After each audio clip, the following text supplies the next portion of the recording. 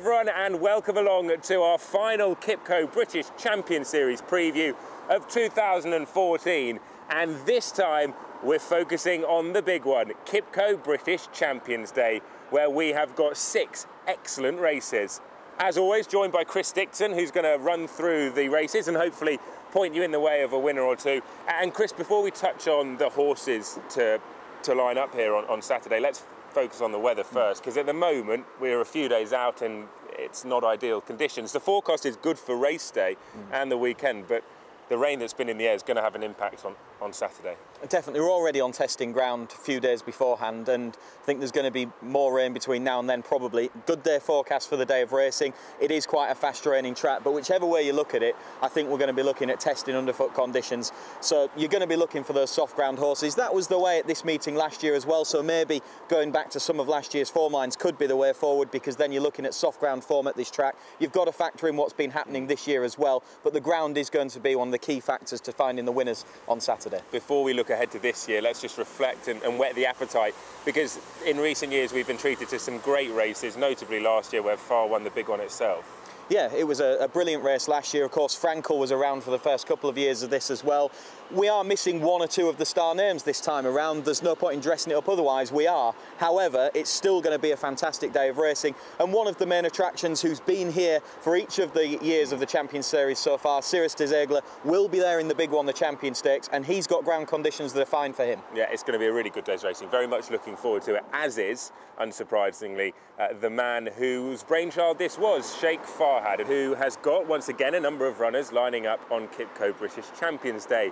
And recently in Newmarket, I spoke to Sheikh Farhad about the upcoming race day.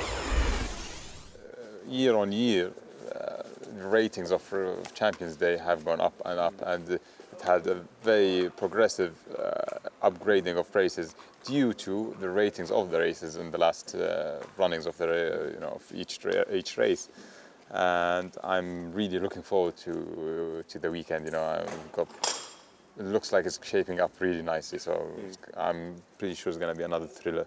A couple of big names are missing, but still got some wonderful champions, richest to name but a few. Oh God, he's a star, isn't he? Yeah. And you've got a few of your own in there as well. How much are you looking forward to finally winning a race on Champions Day? Well, we'll try. As you know, it's one of the hardest days to win. No, it's not easy, and we've come with a slower approach, but hopefully we get there. We've got Palisade in the long distance, and we've got Charm Spirit and Brendan Bracken in the QE2, so we're really looking forward to it. Palisade is a bit of a freak in many ways, because when you see him beforehand, you go, "There's no way this horse can do anything good on the racetrack." I was thinking about it. I don't think there's another trainer that could have handled him better than St. Mark. He's really got the hang of him, and as you've seen him, he can be a character, that horse.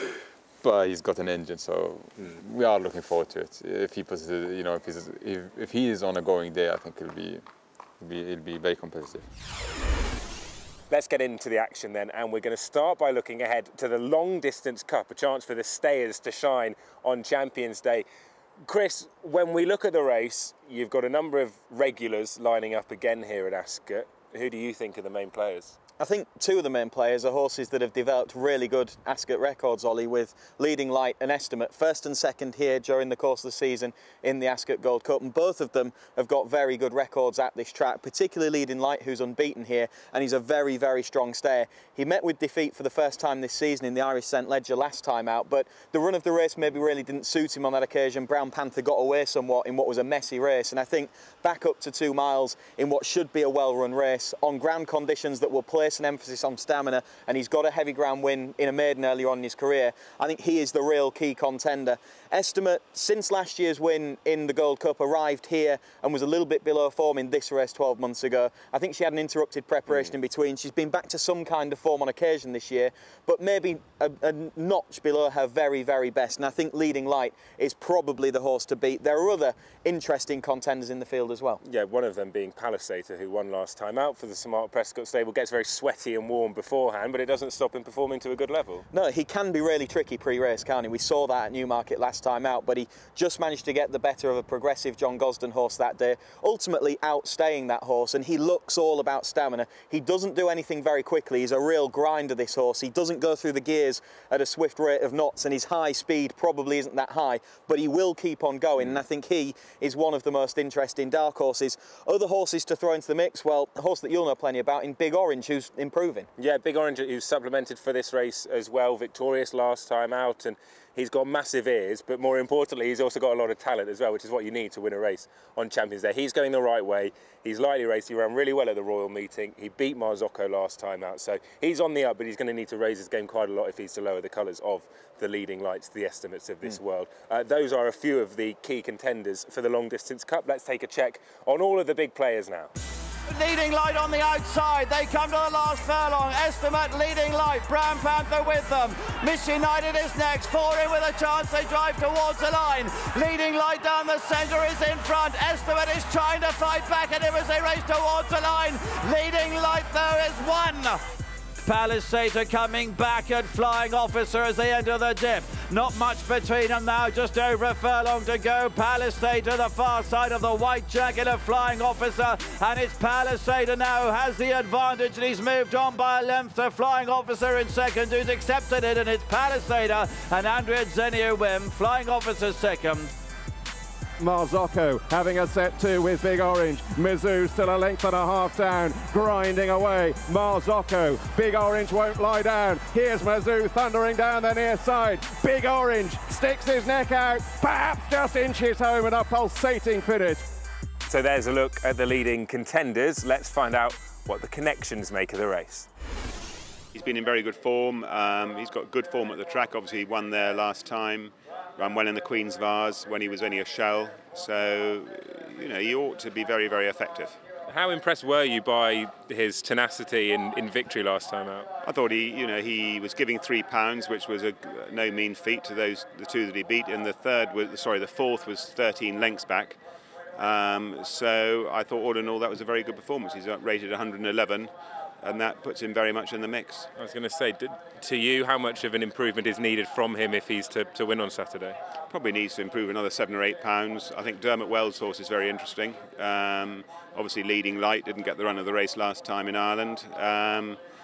Estimate, if she runs on the ground, you know, these championship races are always tough to win, and but he goes there with a £10 weight allowance, and he's in really good order. We ran well in the Doncaster Cup.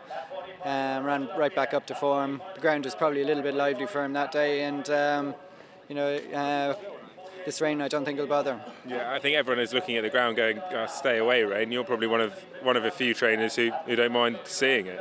Well, he's one horse that won't affect. You know, it doesn't matter how soft it is. He won his listed race at Ascot on soft ground, and he ran very well, beat Estimate, and those last year on soft ground he finished 5th, but he came off last year. He came off where he'd broke the track record at Sandown, and he was never really the same horse after it.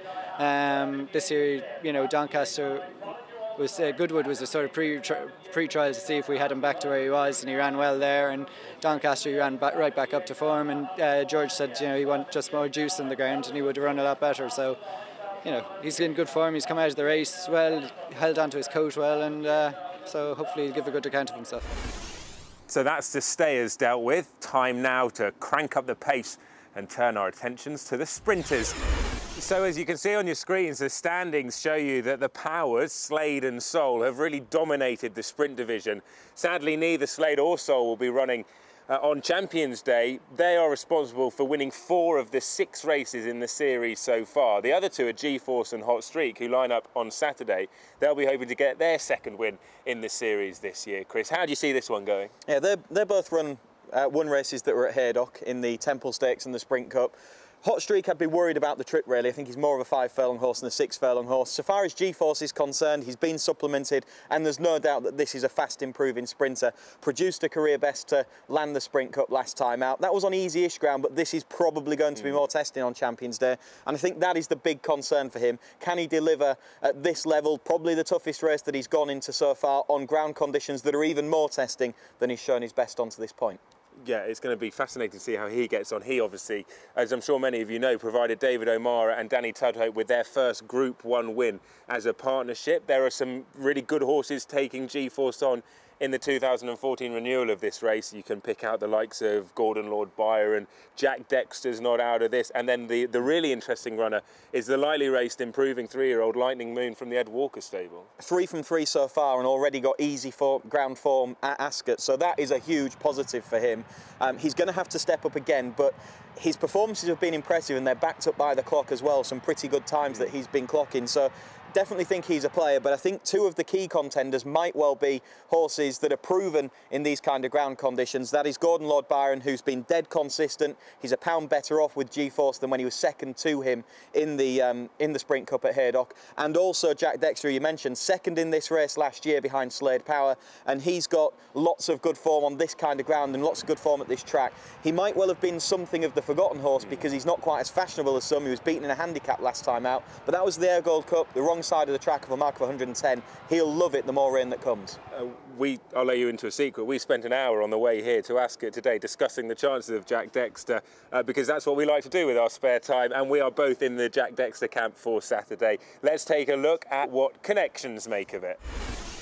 It is a step up. It's not a huge step up though. You know, he goes there fresh compared to a lot of these sprinters who've had tough campaigns. And you know, he's an improving, unexposed horse. You know, he's the most interesting one of the field really, and his 122p time form is pretty impressive after just 3 runs. He has got soft ground form, but he wouldn't have encountered anything quite as soft as this. How do you think he'll cope on it? I think he'll be okay. I don't think he's a horse who's completely dependent on having soft ground. He's a good moving horse, but he's proven he acts on it. It was pretty soft at Ascot and the Ben Goff, albeit that was wet soft, not a drying soft. So I think if it was very tacky, it would probably be what we don't want. But we'll see. How good do you think does your instinct say this horse is? Very. Let's focus our attentions now on the Fillies and Mares race, and we're going to start by taking a look at the story so far. And they're off and racing. Ritzina now under pressure, Manley being pressed by Miss France, Euro Charlene and Itimal as they run down into the dip, then Lightning Thunder. Miss France and Itimal over on the far side of the 2 who forge on in the Guineas. The blue jacket of Itimal over on the far side, Miss France, Lightning Thunder finishing off strongly on the near side. Miss France just last out.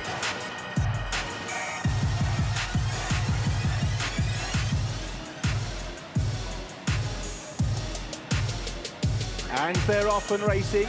It is Tagruda who's moved through the lead. Tarfasha, Volume in Chiller running a massive race, trying to thread the needle. Tagruda it is who leads with over a furlong to go by a couple of lengths from Volume. Tarfasha in Chiller out of luck. Itimal stays on, but this at the moment is a 1 filly race, and that 1 filly is Tagruda, unbeaten, and Tagruda makes it 3 out of 3.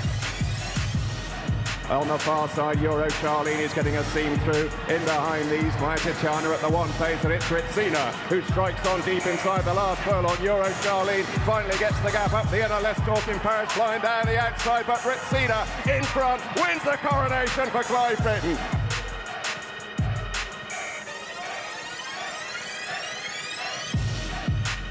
And it's Integral who moves through the lead. It's Integral leading by a couple of lengths from the 2nd place. Ritzina, Peaceburg running a mighty race in 3rd. Up the hill far home, Integral still leads by a couple of lengths. Inside the final 150 yards, Ritzina in 2nd. It's a great day for Ryan Moore, and Integral will win again at Group 1 level.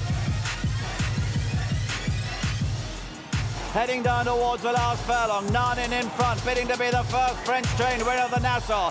Sultanina is trying to retain it for John Gosden. These two battling it out as they race up towards the line. Sultanina and William Buick coming home the strongest.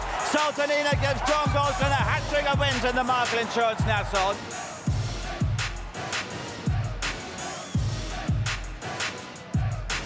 And Tagruda's going to have to stretch here because Tapestry, a big danger on the near side, is joining in. This could be a big upset. Tagruda's got to dig deep on the far side. Tapestry, the near side, probably just in front. Can Tagruda fight back? It'll be tight. Tapestry and Tagruda. And Tapestry has beaten Tagruda and wins the Yorkshire Oaks. So there's a look at the story so far. We're going to go into more detail now about the runners for 2014's Fillies and Mare race. And first, we're going to reflect on last year's contest, because the horse that was victorious here 12 months ago lines up once again. And that horse is Seal of Approval, who on her day is very, very talented. She is, and these are the ground conditions that she wants, just as they were 12 months ago. Pretty testing ground. She hasn't been at her very best, a little bit in and out during the course of this season. I suppose that's the concern, but maybe back on this day, back at Ascot, on the ground that suits her, she could get back to her very best. And if she does reproduce last year's form, she'll have to go close. Perhaps the most likely opposition to her will come from the horses who have been supplemented for this race late on.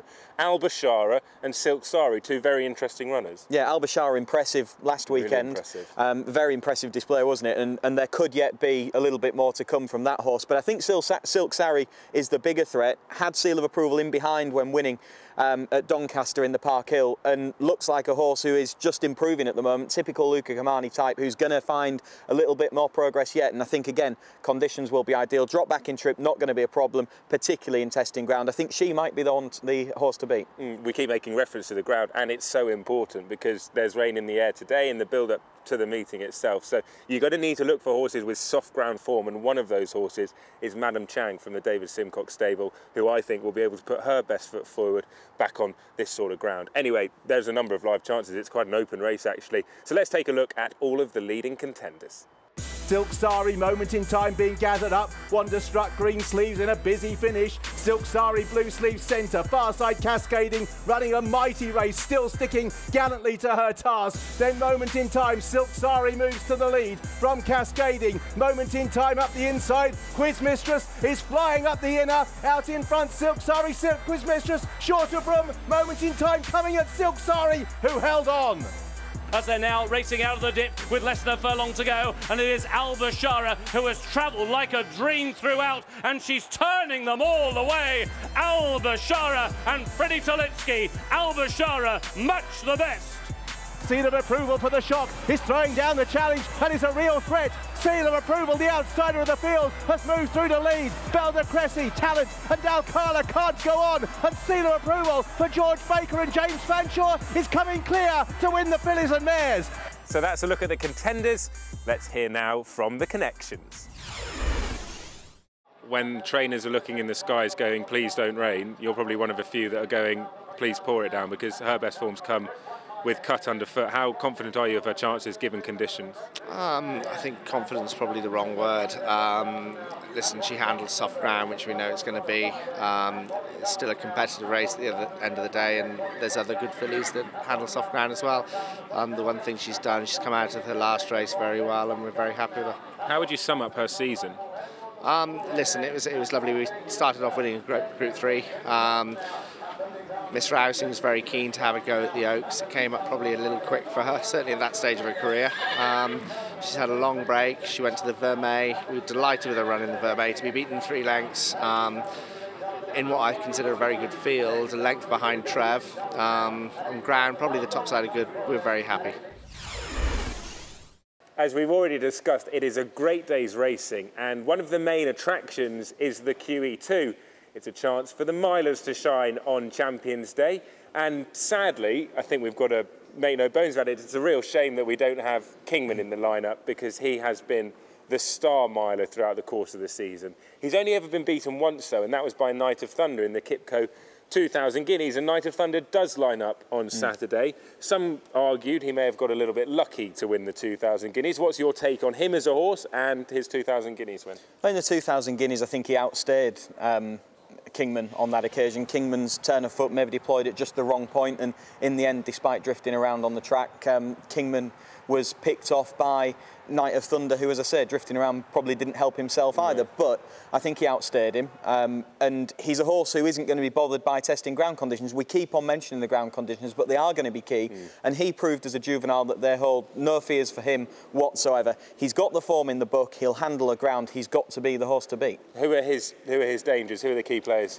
Well, if his Stalemate Tornado runs, he would be one, but the ground would have to be a genuine concern. Likewise for Charm Spirit, who won at the Arc meeting, of course, and producing a career best performance, but yet to go on really testing ground, that would be a big concern for me. I think maybe looking back to last year's placed horses, Top Notch Tonto hasn't been quite the same force this year as he was. He will, but is he in the same kind of form as he was 12 months ago coming into it?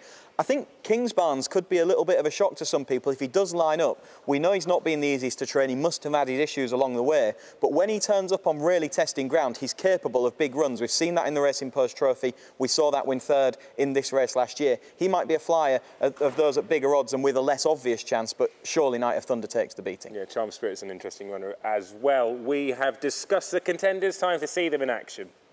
Australia and Tourmore stand side with shifting power over on the far side. News Hope Canarias, and here's Kingman exploding for the far side group. Kingman's come through to lead that group with Night of Thunder Australia under the near side rail. Night of Thunder drifting over Australia and Kingman. They are wide across the course. Kingman, Night of Thunder dives, and I think won the Guineas. Racing up towards the final furlong, lot of chances. Balducci, Top Notch Tonto finds top gear on the outside, comes through to take over inside the final furlong. Red Avenger and Bronze Age on the far side have finished off pretty well. Short Squeeze leaving it oh so late, bursting through near the finish. Top Notch Tonto, Short Squeeze got him. Integral's not seen another rival. She's picked up again coming up the hill, and she's very game here. Integral inside the final furlong. Miss France, and on the far side Fintry chasing her, but Integral will win the Sun Chariot under a great ride from Ryan Moore. So that's a look at the contenders. Time now to hear from Connections. At the moment, he's the only horse ever to beat Kingman, so he needs to be respected for that, and he loves soft ground. So the softer for him, the better. Where a lot of them won't like it, he will, and he'll run a massive race. Is this a case of going into Saturday being able to run the race you want as opposed to run the best race in order to beat a horse, which was the case at Goodwood? Yeah, I think we'll do our own thing with Night of Thunder. And let Hughesy, if they go a good gallop, he's happy just to sit in behind. I really leave that to him. We've done our job. We've got the horse ready and fit and ready to go. And he gets on Saturday, he'll go and do his job, which he's very good at, I think you'll admit. So, Chris, we're going to take a look at the big race, the Champions Stakes, and we're going to discuss the key players. We're going to start with Sirius Desaigle, who is a regular in the Champions Stakes, and the one thing on his side, amongst the fact that we know he's a brilliant horse, is the fact that he's proven in soft ground. And you're going to need a horse, as we keep saying throughout the course of this programme, you're going to need a horse with soft ground form, and Sirius has got that. Yeah, whatever ground we end up with on Saturday, it does look like it's going to be easy. He will handle it because he's extremely versatile. He's very consistent, really reliable. He's been a real star over a number of years, extremely durable. And we've seen him, as you say, for the last 3 years turn up in this race. He won it 3 years ago. He's bumped into Frankel and Farr on the last 2 renewals of the race, but he's still finished in second spot. He handles this track. He'll handle any ground. And he's really the horse to beat this time around under conditions that won't pose any problems for him. He was disqualified from the Prix-Dollar last time out. Under the French rules, that was the way it was always going to be. Wasn't it? It was, but at least he showed that on the back of that absence between Epsom and his win in the Coronation and the Prix-Dollar, that he still retains that high level of form. I say understandable when you understand that the French stewards' inquiry system is much, much stricter than here in the UK. So he's the one to beat for you? I think he is, definitely, because he's not really got anything to prove. He's the best horse in the race. If he runs his race, which I imagine he will, then they've got to improve to get past him, and that might be difficult. The likes of Free Eagles, a potential runner, if the ground keeps raining, then who knows? But the field in and around Sirius Desaigle will need to step up to his level. Yeah, Free Eagle's the one that could, but will the ground be an issue for him? Even if he does turn up, will he be able to reproduce his very best? There is a chance that he will on his pedigree. He's related to a whole host of easy ground winners. His dam was a winner on heavy ground, so I'd be interested if he did line up that he might handle the ground, and he looked very, very impressive when returning from an absence at Leopardstown last time. He was brilliant. If he turns up and handles the ground, we're set fair for another thrilling Champions Stakes. Last year was brilliant. 3 in a line coming towards the line. It was Farr who just knows his way in front. So it's always been a good race. We, of course, a couple of years ago had Frankel and Sirius Desaigle. This year, it looks as though it's Sirius's opportunity to get his neck in front once again. He's one of the leading contenders. Here's who's taking him on. Racing inside the final furlong, Frankel's brother, Noble Mission, out in front again, keeping the family trait going here in some style, and Noble Mission will win the Huxley Stakes handsomely and again defeats Telescope. Here's Parish Hall down the outer, just leading into the quarters of Don't Stare, is running a huge race. Inertia Fribby's beaten. Pepper's Moon went on, passing the furlong, stretches a length clear from Enka and Parish Hall, who continues to lean right, and Pepper's Moon driven right out here, holds on and wins the Cumberland Lodge. So that was a look at Pepper's Moon winning recently, and he's been supplemented for the race. And I think that's because they've looked at the competition and thought that this is an opportunity to pick up some prize money. He's one of the contenders against Sirius de Zegler, who's got a chance. You also throw into the mix Noble Mission, who's thrived this season. What do you make of the competition outside of the two horses we've previously discussed? Well, the couple that you've just mentioned, Pepper's Moon, he's been supplemented. That leads you to believe that he will take his chance and the ground won't be a problem. He's going to need to step up, as is Noble Mission, but probably to a lesser extent. He's made the Group 1 breakthrough so far this year on 2 occasions. Once over in Ireland, Tattersalls Gold Cup, he broke his Group 1 duck, and then he got the race in the steward's room subsequently, not even in the steward's room, but he got it later on after Spirit Jim was disqualified over in France. So he's 2 times a Group 1 winner. I fancy that he's going to have to move up another few pounds in terms of improvement to take this if the likes of Sirius de Zegler show up on their game, but you can't really deny that he'll handle the conditions, and he's got form at the highest level this year. And he's hoping to emulate his brother and win the Champion Stakes. He's a brother to the supremely talented, the wonderful Frankel, who lit up Champions Day on a couple of years. So that is a look at the other runners then for the big race on the day, the Champions Stakes. Let's now turn our attentions to what the connections have to say. Talk to me a little bit about Free Eagle. He was last year's highest profile juvenile, one of the highest profile juveniles last year. He was Derby favourite until he got beaten by Australia, and then he's come back and he was really, really impressive at Leopardstown last time.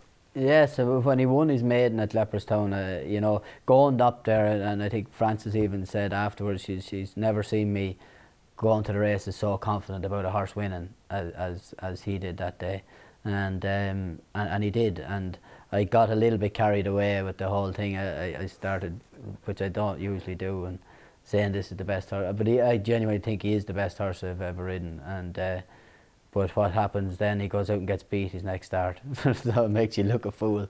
But he got beat by Australia, and on that day there's no doubt in my mind he wasn't himself. He left the gates and he just didn't travel the way I know he can, and so that was fine, and we were happy he was put away for the winter, and then obviously he got injured in the spring of this year and we missed the first half of the year, but I think he showed at Leopardstown how good he is. Yeah, Dermot said that despite the year that he's had and you've had, you were playing without your best player. No question, no question. He is the best horse that we have, and they don't come along too often, you know, so look, we can say that, and you know, I'm not going to start blowing him up again and making him out to be whatever. We genuinely feel he's a very, very good horse, but he has to improve. He's gone into the big league now at Ascot, and he's going to have to improve to win it. But we think the improvement is there, and I genuinely feel that whatever happens at Ascot, he is a horse that is a little bit immature still. He's a little bit babyish, and he's both physically and mentally, and with another winter over his back, I think he'll be a really, really good 4-year-old. But that said, I'll be hoping he'll go there to Ascot and compete. So that's it for our look ahead to what I'm sure is going to be an excellent day's racing, and I hope that has in some way whetted your appetite for 6 excellent races, Chris. It's going to be a great day. We've touched on the weather, hopefully, and the forecast does say it's going to pick up for the weekend. Hopefully the sun will come out, but the rain's going to have an impact, but it's sure to be another excellent Champions Day. Yeah, it's going to be testing ground. There are big names absent, but it's still going to be an extremely competitive afternoon of racing with high-class performances assured during the course of the afternoon. So really looking forward to what should be another brilliant Champions Day. Your best bet of the day then? Probably going to go for the sprint, and each way one, Jack Dexter. I think he'll run really well under conditions that'll be ideal in a race that he was second in 12 months ago. Like that, and if he does win, well, we will both be winning. So fingers crossed, and we'll be cheering him on the day. I hope that Jack Dexter wins. If you follow us in, I hope that you can find a winner or two throughout the course of the card. Thank you very much for watching. We'll hopefully see you on Saturday for a great day's racing. Chris, thanks for your time. From all of us here at Ascot, we'll see you soon.